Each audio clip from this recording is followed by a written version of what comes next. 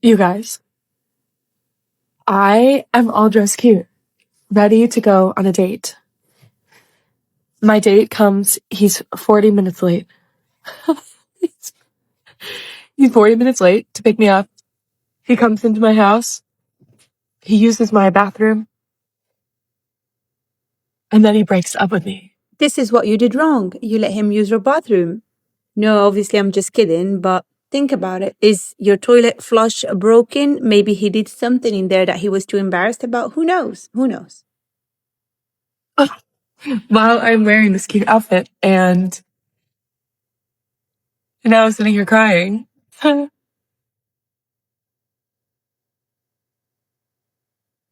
I'm just wondering. I'm just wondering when this is gonna stop happening. Oh my god, this man. He has $67 in his bank account. And I'm literally crying about him. I know she's hurt. I know she's crying, but I'm still gonna say it. Did you not know that he had 67 however much in his bank account when you were dating him, when you wore this nice outfit for him? And this is why I always recommend that you don't date someone you're not happy with. You don't date someone that doesn't at least have your most necessary criteria, your must-haves. I keep repeating this. I'm tired of saying it. You should not date someone to see if you will like them more in the future, or to see where it goes, or to see if there is any potential. You shouldn't. You should first see if they have your most important criteria. I'm not going to tell you what your most important criteria is. You should figure that out yourself beforehand, before any first date you go on. And once you know what it is, you have to try and figure out if the guy has it or not on the first date. If he has your 3-4 most important requirements, then you can go on a second, on a third, on a fourth date and give him a chance and see if you get along, if you have compatible personalities, if you like his humor. But if he doesn't even have your must-haves, if you're going to be laughing at yourself later on and saying that he only has $60 in his bank account, then why are you dating him? Because even in the best possible scenario, even if he dropped on one knee and brought the biggest diamond ring and proposed to you, this same argument you've given us now because he broke up with you, you'll be given at that point. You'll be hesitating to say yes to him. You'll be hesitating to take him seriously because, again, you're going to think, but yeah, he's very nice. He's treated me so nicely. He's treating me like a princess. But again, he only has $60 in his bank account. So you can't really win in this type of situation. But again, I'm not going to blame her. I hope that my point was clear. The guy, look at the guy too. The audacity to come in, use her toilet first, and then come out and break up with the girl. How dare you? You should have used any public toilet nearby. You're a man anyway. It's not like you're gonna have to sit or pick up any germs. Not that you're a germaphobe or anything like that. I don't even know the guy. But at the same time, why come in, use her toilet, only to come out and break up with her? I went on this date Wednesday night to the Limp Bizkit concert. I think we had a really good time. The banter was there. We laughed. We joked. Hi, baby. We couldn't really have very serious conversations because it was a concert and it was loud, but I felt like we had decent conversation. Anytime we would move, he would put his hand on my lower back. I just felt like the vibes were good. I had a good time. We left the concert at around 10:30, and I kind of fully expected to like maybe get a drink after the concert, but I know he like loves his job and maybe he had to get up super early, so I didn't really think anything of it when I realized that we were driving back to his apartment so that I could get my car. On the way back, I mean, it was still fine. He asked me what I had going on the rest of the week, but he didn't necessarily ask about a second date or ask about seeing me again. So I didn't think anything of it. I just figured whatever. We get back to his apartment complex and I had parked on like the top floor and he was on like the third. So we walked to the elevator together and he leaned in and kissed me. I'm thinking like, okay, like things are going well. We get up to the 5th floor and he walks me to my car and I'm like still continuing the conversation. Cause again, like I just like want to learn more about him. And I felt like we didn't really get to like talk in too much detail at the concert. At some point, I don't know where, I feel like the dynamic shifted. The next thing I know, he just kind of like abruptly was like, okay, well, bye. He ended up like kissing me, but it was like a quick peck. Then he just like left. And I was like, okay, bye. I don't know. I couldn't like gauge it. So I got back in my car and I was driving home and I was texting two of my girlfriends and I was like, I'm so confused. I think the night went really well. He didn't mention anything about a second date. He kissed me, but also he didn't ask me to text him when I got home. And I'm just like a big believer in the text when you get home. Just want to make sure you get home okay. And so I was like, is that a bad sign that he didn't ask to see me again? And my friends were like, yeah, I probably wouldn't text him when you get home. You need to play the game a little bit.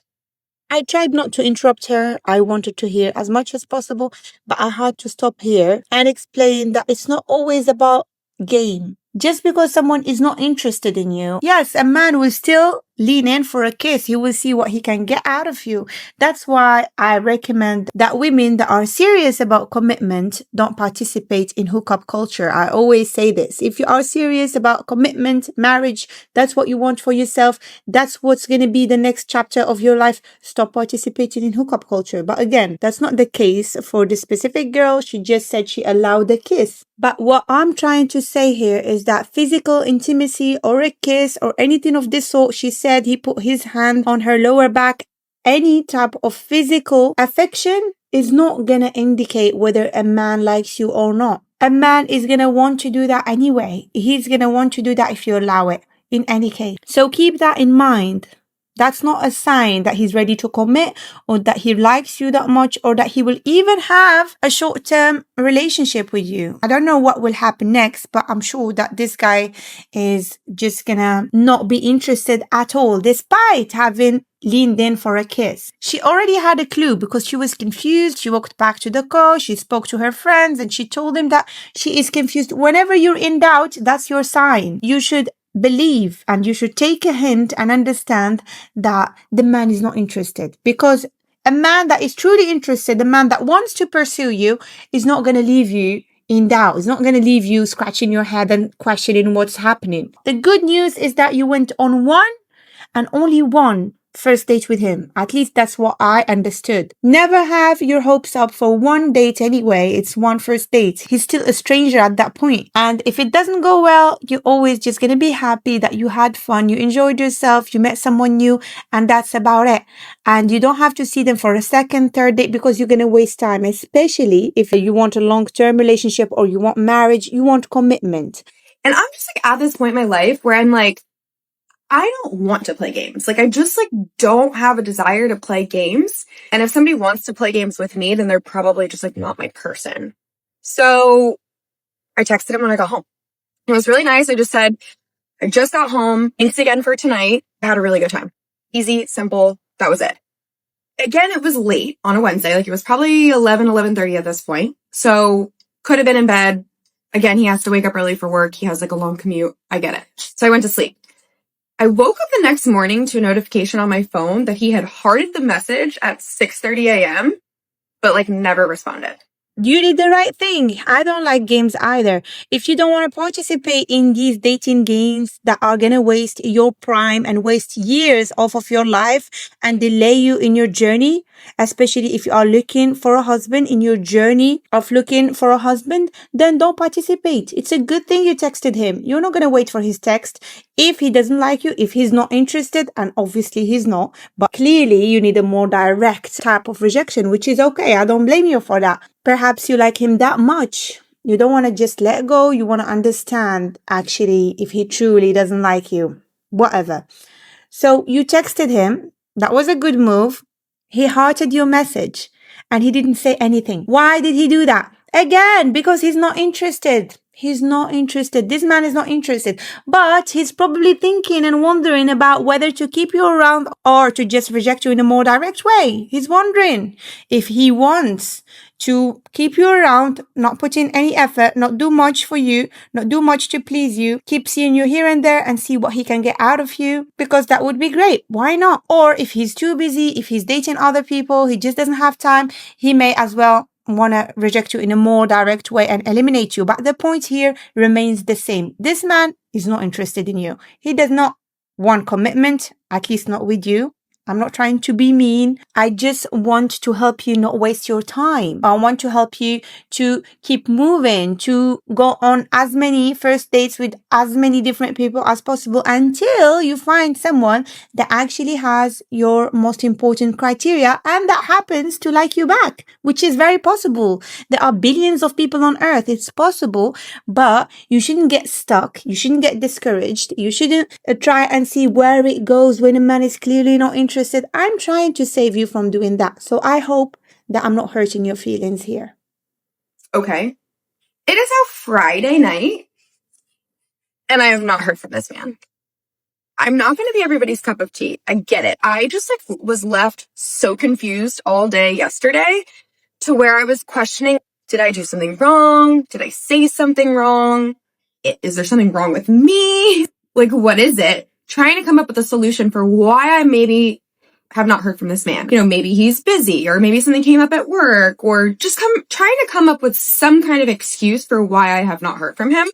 And today I just kind of realized the man that is meant for me will not leave me wondering at all.